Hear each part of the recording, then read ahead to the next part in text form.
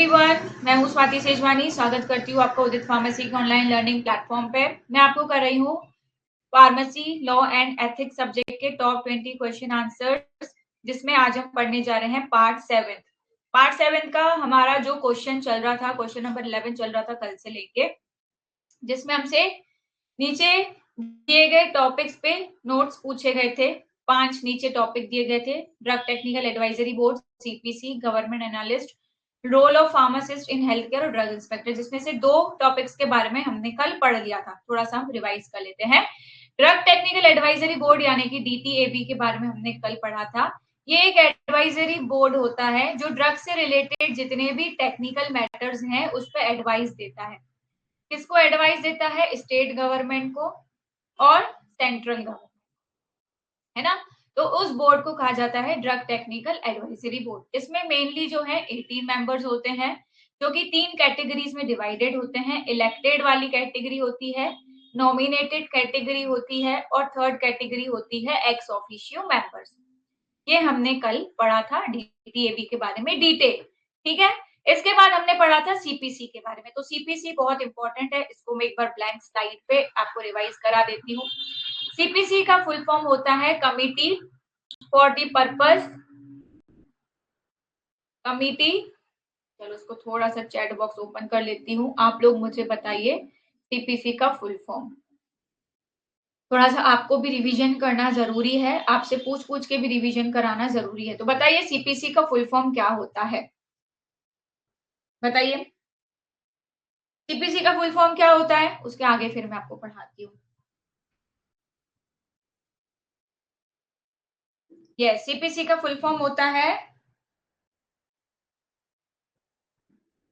Good, committee for the purpose of control and supervision of experiments on animals, है ना। ये हमने कल पढ़ा था। हमने पढ़ा था ये एक ऐसी कमेटी होती है जिसका काम क्या होता है, एनिमल्स के ऊपर जो भी एक्सपेरिमेंट्स होते हैं उनको कंट्रोल करना और उनको सुपरवाइज करना, यानी कि उनकी देखरेख करना। ये जो सीपीसी है इसका नाम बदल के सीसीई कर दिया गया था। कौन से ईयर में, कौन से ईयर में ऐसा किया गया था कि सीपीसी का नाम बदल के सीसीई कर दिया गया था? मैंने कल बताया था ये 1 मार्क क्वेश्चन में बहुत इंपॉर्टेंट है, पूछा जाता है।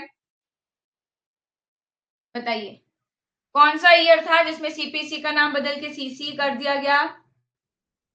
यस, वो था ईयर 2023, बिल्कुल सही, ठीक है। 2023 में सरकार ने सोचा कि नाम बहुत बड़ा है तो उसमें से उन्होंने पी हटा दिया और नाम कर दिया सीसीई, ठीक है। फिर इसके हमने कुछ ऑब्जेक्टिव्स पढ़े थे कि इसके मेन ऑब्जेक्टिव्स क्या हैं, और इसके हमने मेन मेंबर्स पढ़े थे। तो उसमें टोटल कितने मेंबर्स होते हैं?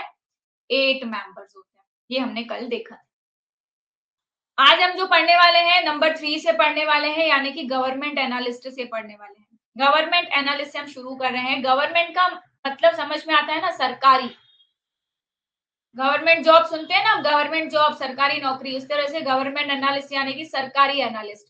अब सरकारी एनालिस्ट है, गवर्नमेंट जॉब है, तो जॉब भी कहाँ लगेगी? सरकारी लैब में लगेगी, यानी कि सीडीएल में, सेंट्रल ड्रग्स लेबोरेटरीज में, जिसको हमने कल पढ़ा था।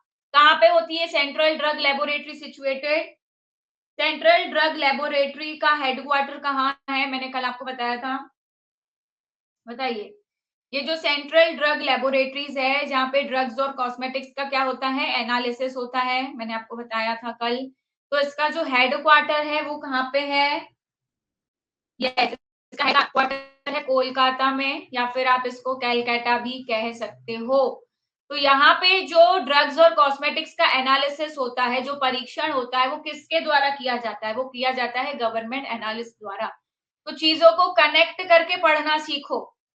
जब चीजों को कनेक्ट करके पढ़ना सीखोगे तो 2 आंसर एक बार में लिख पाओगे। हमने जो सेंट्रल ड्रग लेबोरेटरी पढ़ा था, यहाँ का फंक्शन याद रखोगे कि यहाँ पे ड्रग और कॉस्मेटिक्स का एनालिसिस होता है। कौन करता है? गवर्नमेंट एनालिस्ट करता है, तो वो वाला आंसर यहाँ लिख पाओगे, ठीक है। तो government analyst are appointed by central government and state government. Government analyst को किसके द्वारा, नियुक्त किया जाता है सेंट्रल गवर्नमेंट और स्टेट गवर्नमेंट द्वारा for the purpose of test और analysis of drugs and cosmetics. किसके लिए अपॉइंट किया जाता है? ताकि दवाएं और कॉस्मेटिक्स का जो भी टेस्ट है, जो भी एनालिसिस है, उसको टेस्टिंग कर सके। ठीक है।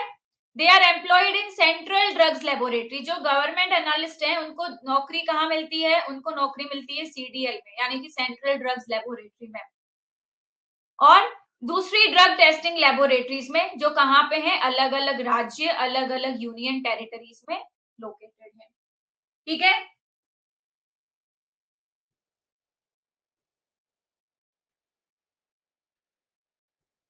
तो सेंट्रल ड्रग्स लेबोरेटरी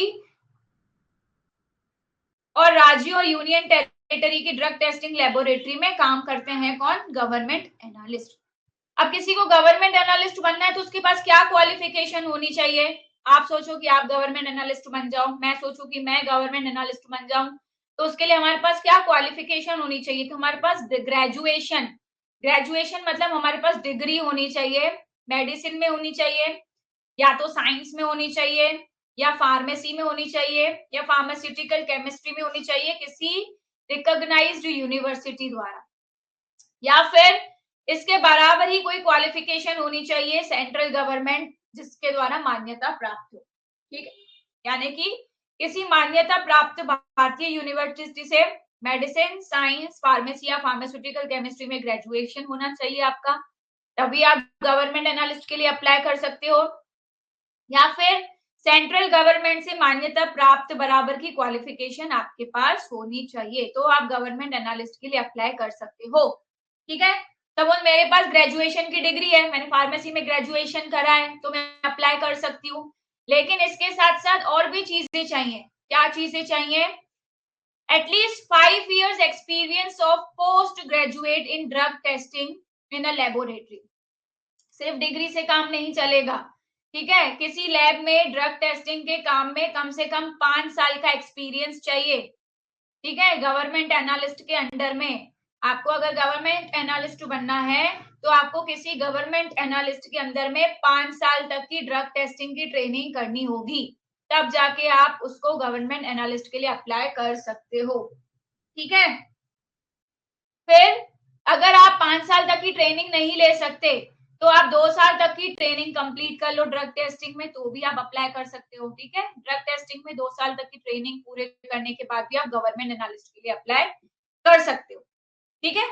फ्रेशर्स को नहीं लिया जाता, एक्सपीरियंस ट्रेनिंग जरूरी है। अब किस तरह से अपॉइंटमेंट होता है या पोस्टिंग कहाँ मिलती है?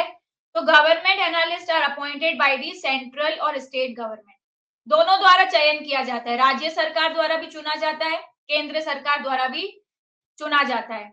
नौकरी कहाँ कहाँ मिल सकती है? नौकरी मिल सकती है आपकी सेंट्रल ड्रग्स लेबोरेटरी में जो कि कोलकाता में है, सेंट्रल रिसर्च इंस्टीट्यूट में मिल सकती है जो कि कसौली में है, सेंट्रल ड्रग टेस्टिंग लेबोरेटरी में मिल सकती है जो अलग अलग स्टेट्स में है। यानी कि सरकारी जितनी भी लैब्स है आपकी स्टेट्स में, आपके केंद्र में जितनी भी सरकारी लैब्स है वहां पे गवर्नमेंट एनालिस्ट को नौकरी मिल सकती है। ठीक है। जो स्टेट ड्रग टेस्टिंग लेबोरेटरीज हैं वहां पे मिल सकती है ना। तो अपॉइंटमेंट और पोस्टिंग सरकारी एनालिस्ट को केंद्र या राज्य सरकारें नियुक्त करती हैं। आमतौर पर उन्हें इन जगहों पर पोस्ट किया जाता है, जैसे सेंट्रल ड्रग्स लेबोरेटरी कोलकाता में, सेंट्रल रिसर्च इंस्टीट्यूट कसौली में, अलग अलग राज्यों में सेंट्रल ड्रग टेस्टिंग लेबोरेटरीज है वहां पे, या फिर स्टेट ड्रग टेस्टिंग लेबोरेटरीज है ना। इतना आपको गवर्नमेंट एनालिस्ट में लिखना है। सबको समझ में आया? नेक्स्ट है हमारा role of pharmacist in health care. Pharmacist का हमने पिछला जो रोल पढ़ा था वो पढ़ा था उसकी जॉब में, है ना। हमने जो फार्मासिस्ट की ड्यूटीज पढ़ी थी उसकी जॉब में ड्यूटीज पढ़ी थी कि फार्मासिस्ट का अपने जॉब में क्या क्या रिलेशन है। तो यहाँ पे हमको बढ़ना है कि फार्मासिस्ट का हेल्थ केयर में क्या रोल है। इसको आप जब समझ के लिखोगे तो खुद से आंसर बना के लिख पाओगे ये वाला कि फार्मासिस्ट जो हम है हमारा हेल्थ केयर में क्या रोल है। ठीक है। सबसे पहला हमारा रोल क्या होता है? पेशेंट अगर आ रहा है तो उसको दवाइयां निकाल के देना, चेक करके देना। दूसरा हमारा रोल क्या होता है? जो भी प्रिस्क्रिप्शन आ रहा है उस प्रिस्क्रिप्शन को पढ़ना, ठीक है, उसमें गलतियां निकालना, और अगर कोई गलती निकल रही है तो डॉक्टर से कंसल्ट करके उस गलती को ठीक कराना। ठीक है, ये सब हम फार्मासिस्ट का रोल होता है और इसी सारे रोल को आपको पॉइंट्स में बना के लिखना है। ठीक है, हमारी कुल मिला के ड्यूटीज लिखनी है फार्मासिस्ट की कि हमारी हेल्थ केयर में क्या क्या ड्यूटीज है। अगर आप इंटरेस्ट लेके पढ़ोगे सना तो बिल्कुल बोरिंग नहीं लगेगा सब्जेक्ट। अगर आप खुद से बना के लिखोगे, ठीक है, तो जो टॉपिक है वो तो हमको पढ़ना ही है ना। बोरिंग सोच के पढ़ोगे तो जितना समझ में आएगा वो भी नहीं आएगा। क्या बोरिंग है इसमें? हम जो फार्मासिस्ट हैं, जो हम इतना कोर्स कर रहे हैं फार्मासिस्ट का, हमें अपना रोल लिखना है यहाँ पे। तो हमारा पहला रोल है कि हम ड्रग्स का सप्लाई करें, ड्रग्स की डिस्पेंसिंग करें, है ना। तो ड्रग की डिस्पेंसिंग हम किस तरह से करते हैं? Various activities of dispensing. तो डिस्पेंसिंग में बहुत सारी एक्टिविटीज होती है, जैसे कि removal of drugs from the packing. बड़े बड़े पैक्स में अगर हमारे पास ड्रग्स आई हैं तो उन पैकर्स में से ड्रग को रिमूव करना। फिर जो हमारे पास प्रिस्क्रिप्शन आया उस प्रिस्क्रिप्शन को फिल करना। ठीक है, दीज में be performed under the supervision of a registered pharmacist. और ये तो हमारी जनरल बात है, हर कहीं आप लिख सकते हो कि जो भी चीजें हो रही हैं आपके फार्मेसी में, मेडिकल स्टोर में, वो रजिस्टर्ड फार्मासिस्ट की निगरानी में होनी चाहिए। ये तो लिख सकते हो अपने बारे में कि हमारा मेन काम क्या है? दवाइयों का सप्लाई करना, दवाइयों की डिस्पेंसिंग करना। तो डिस्पेंसिंग किस तरह से करी जाती है? ड्रग्स को रिमूव करा जाता है पैकिंग से, प्रिस्क्रिप्शन को फिल करा जाता है। दूसरा हमारी ड्यूटी है कि हमेशा पेशेंट की कॉन्फिडेंशियलिटी को मेंटेन करके रखें। कॉन्फिडेंशियलिटी का मतलब होता है पेशेंट की प्रिवेसी। पेशेंट की किसी भी बात को कभी भी ओपन ना करें, ये हमारी ड्यूटी है। तीसरा एप्रोप्रिएट। एप्रोप्रिएट की जगह आप सफिशिएंट भी लिख सकते हो। ठीक है, sufficient information shall be provided to the patient. जितनी ज्यादा जानकारी आप पेशेंट को दे सको उतनी ज्यादा जानकारी आपको पेशेंट को देनी चाहिए। And where possible understanding of this information should be check. और आप जब आपने जानकारी दे दी तो पॉसिबल हो सके तो आपको चेक करना चाहिए कि पेशेंट को आपकी बात कितनी समझ में आई। आपने जो सारी चीजें बताई पेशेंट उसको दिमाग में बिठा पाया कि नहीं बिठा पाया, समझ पाया कि नहीं पाया। तो जो भी जिम्मेदारियां हैं हेल्थ केयर में फार्मासिस्ट की, तो सबसे पहले यही है दवाइयों को देना, सप्लाई करना। यानी कि जो दवाई देने के अलग अलग काम है, जैसे पैकिंग से दवाइयां निकालना, प्रिस्क्रिप्शन भरना, ये सब रजिस्टर्ड फार्मासिस्ट की देखरेख में होना चाहिए। मरीज की गोपनीयता को हमेशा बनाए रखना है, कभी भी उसको ओपन नहीं करना है, उसकी प्राइवेसी को। मरीज को सही जानकारी देना ये हमारा कर्तव्य है और जहां तक हो सके इस जानकारी को समझने की भी जांच करनी चाहिए कि पेशेंट को कितनी हमारी बात समझ में आई, उसको कोई कंफ्यूजन तो नहीं है। इसके बाद नेक्स्ट हमारी जिम्मेदारी आती है असेसमेंट ऑफ प्रिस्क्रिप्शन। यानी जो प्रिस्क्रिप्शन आया है उसको पूरा चेक करना। सबसे पहले ये देखना कि प्रिस्क्रिप्शन जो है लीगली यानी कि कानूनी तौर पर वैलिड है कि नहीं है। ठीक है, दूसरा हमको देखना है कि प्रिस्क्रिप्शन में जो भी डोजेज फॉर्म लिखा है वो सही है कि नहीं, रूट ऑफ एडमिनिस्ट्रेशन सही है कि नहीं। ठीक है, प्रिस्क्रिप्शन जो है पेशेंट की कंडीशन के हिसाब से सही लिखा हुआ है कि नहीं, पेशेंट कोई पुराना प्रिस्क्रिप्शन तो नहीं उठा के ले आया। ट्रीटमेंट का जो ड्यूरेशन है, जो समय अवधि है इलाज का, वो सही है कि नहीं, ये सब चेक करना हमारी जिम्मेदारी, तभी हम दवाई दे सकते हैं। Prescription is appropriate according to patients parameters. Patient का जितना एज है, जितना वेट है, उसके हिसाब से प्रिस्क्रिप्शन है कि नहीं। पिछली जो दवाइयां चल रही थी पेशेंट की, उसके हिसाब से प्रिस्क्रिप्शन सही है कि नहीं। ये सारी चीजें चेक करना ये हम फार्मासिस्ट की रोल है, ये हमारे फार्मासिस्ट का रोल है हेल्थ केयर सिस्टम में, जिसको आप अपने पॉइंट्स में बना के लिख सकते हो इजीली। तीसरी चीज आती है दवाइयों, जरूरी दवा प्रोडक्ट की कंपाउंडिंग, डिस्पेंसिंग और लेबलिंग। यानी कि जो भी ड्रग आप दे रहे हो वो बिल्कुल प्रिस्क्रिप्शन से मैच करती हुई होनी चाहिए। आप कभी भी ड्रग को चेंज करके नहीं दे सकते अपनी मर्जी से। जो भी ड्रग प्रोडक्ट दे रहे हो वो एक्सपायर नहीं होना चाहिए। ये सारी चीजें आपको चेक करके पेशेंट को देनी है, ये आपकी ड्यूटी है। ठीक है, लास्ट नोट आता है ड्रग इंस्पेक्टर के बारे में, बहुत इंपॉर्टेंट है। मैं आपको हमेशा सजेस्ट करूंगी कि ये वाला टॉपिक आप कभी भी ना छोड़ के जाएं। ठीक है, ड्रग इंस्पेक्टर जो टॉपिक है, आई विल सजेस्ट यू कि आप एग्जाम में कभी भी नहीं छोड़ के जाएं, इसको आप जरूर पढ़ के जाएं, क्योंकि ये शॉर्ट नोट में तो लगभग हर एक एग्जाम में पूछा जाता है। तो ड्रग इंस्पेक्टर क्या होता है? Drug inspector is government appointed official member होता है, ठीक है, गवर्नमेंट जिसको अपॉइंट करती है।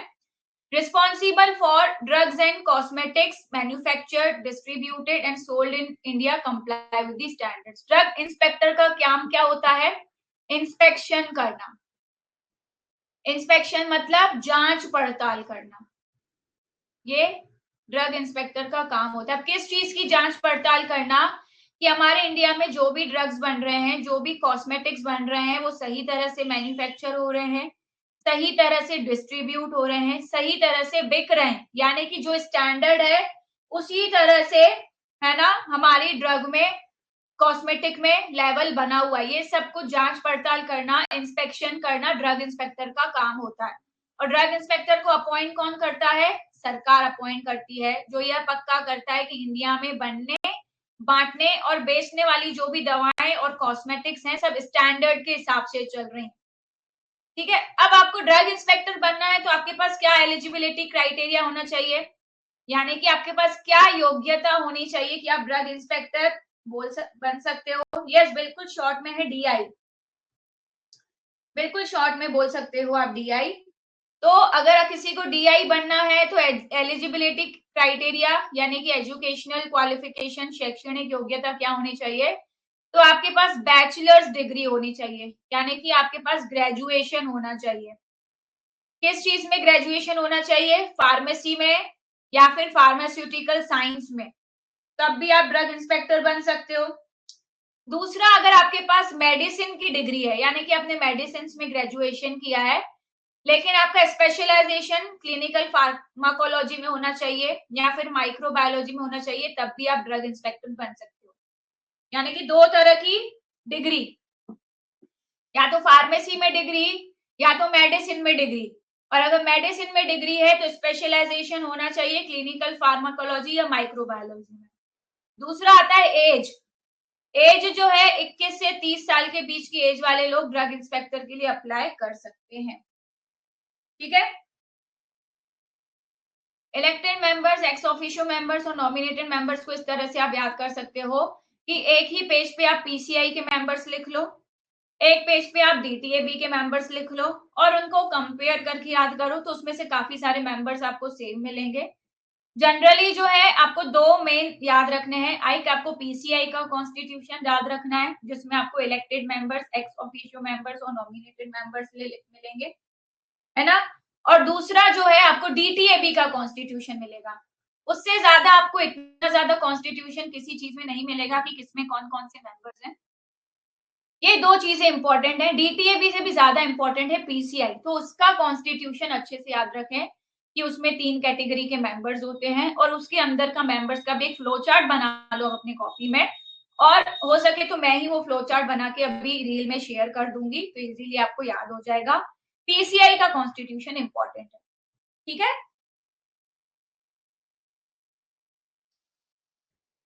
चलो, एलिजिबिलिटी के बाद मैं जैसे योग्य हूँ, मेरे पास डिग्री है, लेकिन मेरे को एग्जाम देना पड़ेगा। जब मैं एग्जाम दूंगी ना ड्रग इंस्पेक्टर बनने का और वो एग्जाम में क्वालिफाई कर लूंगी, तभी मैं ड्रग इंस्पेक्टर बन सकती हूँ, सिर्फ डिग्री होने से कुछ नहीं होता। तो कौन सा एग्जाम देना पड़ेगा? कॉम्पिटिटिव एग्जाम देने पड़ेंगे जो यूपीएससी द्वारा कंडक्ट होते हैं, है ना। यूपीएससी सब समझते हैं ना, यूनियन पब्लिक सर्विस कमीशन, हर स्टेट में होता है, स्टेट पब्लिक सर्विस कमीशन भी होता है, एसपीएससी। तो इस लेवल के जो एग्जाम्स होते हैं जिसमें फार्मेसी के बारे में नॉलेज वाले क्वेश्चन पूछे जाते हैं, जनरल स्टडी से क्वेश्चन पूछे जाते हैं, एप्टीट्यूड यानी कि मैथ्स और रीजनिंग पूछा जाता है, तो इसमें ये सारे वाला पेपर जो यूपीएससी और एसपीएससी द्वारा कंडक्ट होता है, उस एग्जाम को निकालना पड़ता है। जब आप उस एग्जाम को निकाल लेते हो उसके बाद ही आप डीआई बन सकते हो, ठीक है। अब आप डीआई बन गए, जैसे मैं सपोज ऐसे तो नहीं बन सकती, पर मान लो मैं बन गई क्योंकि मेरे पास डिग्री है, मैंने एग्जाम भी निकाल लिया, तो मेरे पास क्या क्या पावर आ जाएंगी, तो वो मैं पावर अपनी यहाँ पे बताती हूँ। वैसे बन नहीं सकती क्योंकि मेरी एज निकल चुकी और मैंने कभी अप्लाई भी नहीं किया, तो क्या क्या पावर आ जाएंगी मेरे पास कि मैं किसी भी प्रीमाइजेस का इंस्पेक्शन कर सकती हूँ जहाँ पे ड्रग या कॉस्मेटिक की मैन्युफैक्चरिंग हो रही है, बिक्री हो रही है, या फिर जहाँ पे स्टॉक करके रखा है। ठीक है, तो उस जगह का इंस्पेक्शन करना जहाँ कोई दवा या कॉस्मेटिक बनाया जा रहा है, बेचा जा रहा है या बेचने के लिए स्टॉक किया जा रहा है, तो उसका इंस्पेक्शन करने का राइट ड्रग इंस्पेक्टर का होता है। ठीक है, दूसरा, मैं वहां गई और मुझे लगा कि किसी या ड्रग या कॉस्मेटिक में कुछ घपला है, तो मैं उसका सैंपल अपने साथ लेके जा सकती हूँ, है ना। ठीक है, तो मैं उसका सैंपल अपने साथ लेके जा सकती हूँ, ये मेरा बिल्कुल राइट है। तीसरा, वहां पे जो पर्सन काम कर रहे हैं, जो डिलीवरी कर रहे हैं दवाइयों की या दवाइयों की प्रिपरेशन कर रहे हैं या परचेसर को कॉस्मेटिक या दवाई दे रहे हैं, मुझे लग रहा है कि वो कुछ गलत चीज दे रहा है, तो मैं उसका ड्रग का या कॉस्मेटिक का सैंपल अपने पास लेके जा सकती हूँ। ठीक है, किसी भी व्यक्ति से दवा या कॉस्मेटिक के सैंपल में ले सकती हूँ। ऐसी दवा या कॉस्मेटिक को कंसाइनी के तौर पर खरीदार तक पहुंचाना या पहुंचने की तैयारी करना।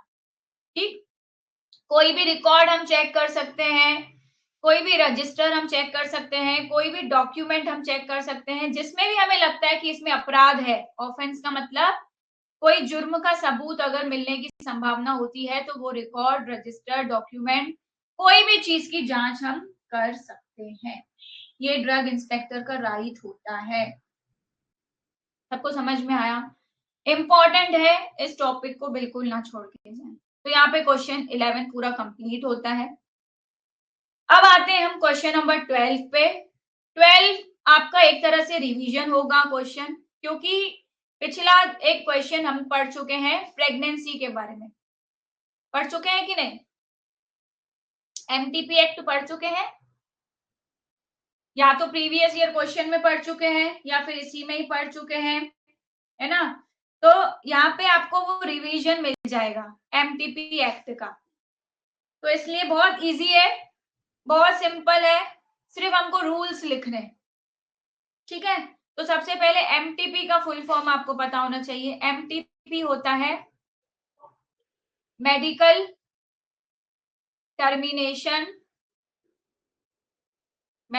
Termination of pregnancy act. ठीक है, medical termination of pregnancy act. ठीक है, यानी कि प्रेगनेंसी जो टर्मिनेट की जाती है, टर्मिनेट का मतलब होता है खत्म करना। एक्ट के अंदर किस किस तरीके से या क्या क्या ऐसे प्रावधान है जिसमें हम प्रेगनेंसी को टर्मिनेट कर सकते हैं, वो प्रावधान हमको पढ़ने हैं। अब आप सब मुझे आरएमपी का फुल फॉर्म बताइए। सबको पता है, बहुत इजी है, बताओ। आरएमपी का फुल फॉर्म बताओ, बहुत इजी है, सभी को पता होगा। क्या होता है आरएमपी का फुल फॉर्म?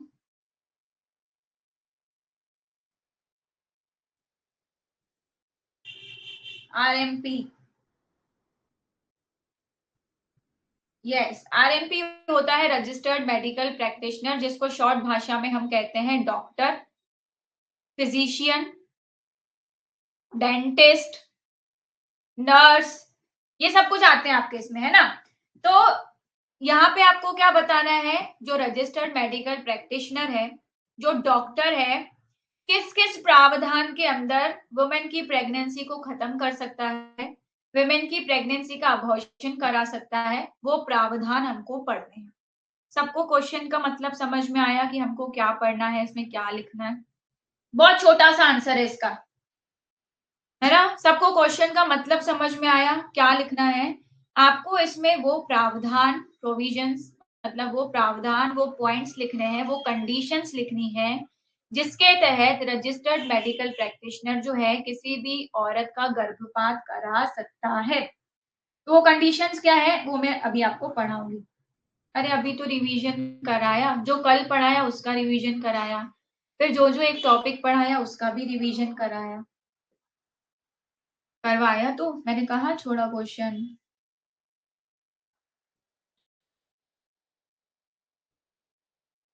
ठीक है, पहले हम ये पढ़ लें। हाँ, नहीं यही प्रियंका, बिल्कुल मैं यही कहना चाहती थी कि आपका रिवाइज होगा। पढ़ाए ना हमने, 20 हफ्ते होते हैं तो एक रजिस्टर्ड मेडिकल प्रैक्टिशनर की जरूरत होती है, 24 हफ्ते होते हैं तो 2 रजिस्टर्ड मेडिकल प्रैक्टिशनर की जरूरत होती है। 24 हफ्ते से ज्यादा हो जाते हैं तो स्टेट लेवल के काउंसलर की सलाह लेनी पड़ती है ना? ये हमने पढ़ा था।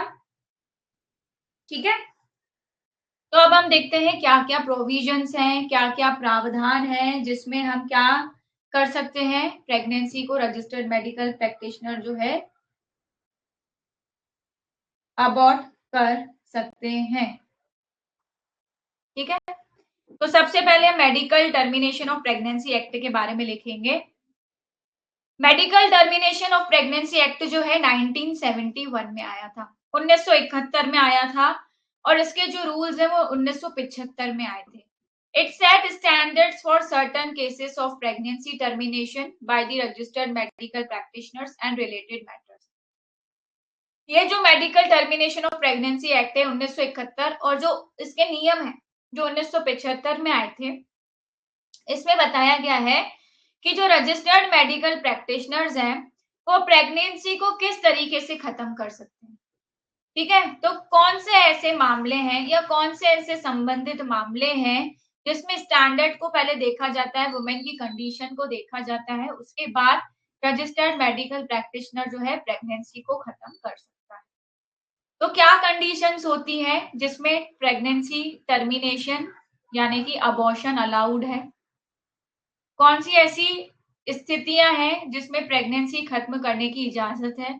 तो सबसे पहली स्थिति है A woman can medically terminate her pregnancy if there is a risk to her physical or mental health. अब जो औरत प्रेग्नेंट है, अगर उसकी शारीरिक या मानसिक सेहत को खतरा हो रहा है तो वह मेडिकल तरीके से अपनी प्रेगनेंसी को खत्म करवा सकती है। ठीक है, कोई वुमेन है वो प्रेग्नेंट है, अगर उसकी मानसिक स्थिति ठीक नहीं है, उसकी शारीरिक स्थिति ठीक नहीं है, तो किसी भी डॉक्टर से मिलके उस प्रेगनेंसी को टर्मिनेट करा सकती है। सबसे पहली कंडीशन ये है। दूसरी है if there are fetal malformation. Fetal मतलब जो बेबी पेट में होता है ना, उसको फीटस कहा जाता है, भ्रूण कहते हैं हम हिंदी में। अगर भ्रूण में कोई विकृति हो, यानी कि अगर उसकी बॉडी पार्ट सही से नहीं बन रहे हैं, उसके शरीर के अंग ठीक से नहीं बन रहे हैं, वो पैदा होगा तो उसमें विकलांगता हो सकती है या उसके बॉडी पार्ट्स प्रॉपर नहीं हो सकते हैं, तब भी वो औरत जो है अबॉर्शन करा सकती है। तीसरी कंडीशन है अगर कोई लड़की है वो इस वजह से प्रेग्नेंट हो गई है कि वो कोई कॉन्ट्रासेप्टिव मेथड नहीं ले पाई, यानी वो गर्भ निरोधक तरीका नहीं इस्तेमाल कर पाई या डिवाइस उसने यूज किया था वो फेल हो गया और वो गलती से प्रेग्नेंट हो गई, तो भी वो प्रेगनेंसी को टर्मिनेट करा सकती है। और कोई औरत है अगर उसका रेप हुआ है और उसकी उम्र कम है और रेप की वजह से वो प्रेग्नेंट हो गई है, तो भी वो अपनी प्रेगनेंसी टर्मिनेट करा सकती है। ये 4 कंडीशंस हैं जिसमें औरत को पूरी आजादी है, वुमेन को पूरी आजादी है कि वो अपनी प्रेगनेंसी को टर्मिनेट करा सकती है। लेकिन ओपिनियन लेना पड़ेगा डॉक्टर का। ओपिनियन कैसे लेना पड़ेगा? सलाह लेनी पड़ेगी प्रेगनेंसी को खत्म करने के लिए। तो सबसे पहले pregnancy termination up to 20 weeks of gestation, opinion of 1 registered medical practitioner is required. अगर किसी औरत की 20 हफ्ते तक की प्रेगनेंसी है, 20 हफ्ते हो चुके हैं, प्रेग्नेंट हो चुके हैं और उसको गर्भपात कराना है, तो एक रजिस्टर्ड मेडिकल प्रैक्टिशनर की राय बहुत जरूरी है। अगर गर्भ धारण किए हुए 20 से 24 हफ्ते हो चुके हैं तो 2 रजिस्टर्ड मेडिकल प्रैक्टिशनर का ओपिनियन बहुत जरूरी है। 24 हफ्ते से ज्यादा हो चुका है तो स्टेट लेवल का मेडिकल बोर्ड का ओपिनियन बहुत जरूरी है। और 24 हफ्ते से ज्यादा गर्भधारण की हो गया है तो अबॉर्शन सिर्फ तभी हो सकता है जब आपके फीटस में, जब आपके भ्रूण में कोई बहुत बड़ी असामान्यता हो, क्योंकि 24 हफ्ते के बाद जब अबॉर्शन करा जाता है, टर्मिनेशन करा जाता है प्रेगनेंसी का, तो वुमेन की जान को बहुत ज्यादा खतरा होता है। इसलिए 24 हफ्ते के बाद जब भी प्रेगनेंसी को टर्मिनेट किया जाता है तो स्टेट लेवल का जो मेडिकल बोर्ड रहता है उसकी सलाह लिए बिना प्रेगनेंसी को टर्मिनेट नहीं कराया जाता। इतना बेस्ट इंपॉर्टेंट कंटेंट आपको इस आंसर में लिखना है। पहले आपको 4 कंडीशंस लिखनी है कि कौन कौन सी 4 कंडीशंस हैं जिसमें प्रेगनेंसी को टर्मिनेट कराया जा सकता है। तो सबसे पहली कंडीशन है, अगर वुमेन जो है फिजिकली और मेंटली ठीक नहीं है तो वो प्रेगनेंसी को टर्मिनेट करा सकती है। दूसरा, जो फीटस है उसका माल फॉर्मेशन हो रहा है, यानी कि अगर उसके अंग प्रॉपर नहीं बन रहे हैं तो वो प्रेगनेंसी टर्मिनेट करा सकती है। तीसरा, अगर उसने कोई कॉन्ट्रासेप्टिव मेथड लिया था और वो फेल हो गया तो वो प्रेगनेंसी टर्मिनेट करा सकती है। चौथा, अगर उसका रेप हुआ है, ठीक है, और अगर वो प्रेग्नेंट हो गई है तो वो प्रेगनेंसी टर्मिनेट करा सकती है। लेकिन हर एक प्रेगनेंसी टर्मिनेट कराने के लिए उसको ओपिनियन लेना पड़ेगा। ओपिनियन, 20 हफ्ते का गर्भधारण हुआ है तो एक डॉक्टर की सलाह लेना जरूरी है। 20 से 24 हफ्ते तक का गर्भधारण हो गया है तो 2 डॉक्टर्स की सलाह लेना जरूरी है। 24 हफ्ते से ज्यादा का गर्भधारण हो गया है तो स्टेट लेवल मेडिकल बोर्ड का ओपिनियन लेना जरूरी है। और वो तभी हो सकता है जब वो फीटस बहुत ज्यादा अबनॉर्मल हो, जब उसमें बहुत ज्यादा असामान्यता हो। ठीक है, क्यों? क्योंकि उस समय वुमेन की लाइफ का रिस्क बहुत ज्यादा बढ़ जाता है। ठीक है, इतना आंसर आपको बना के लिख देना है। ये थे आज के 2 इंपॉर्टेंट क्वेश्चंस। अभी मैं आप लोगों के लिए पीसीआई का कॉन्स्टिट्यूशन वाला एक रील बना के मेरे अकाउंट पे डाल दूंगी, जिसका नाम है फार्मेसी विद स्वाति। आप सब चाहो तो उस पे देख सकते हो। ठीक है, यूट्यूब का जो चैनल है फार्मेसी विद स्वाति, उस पे भी देख सकते हो।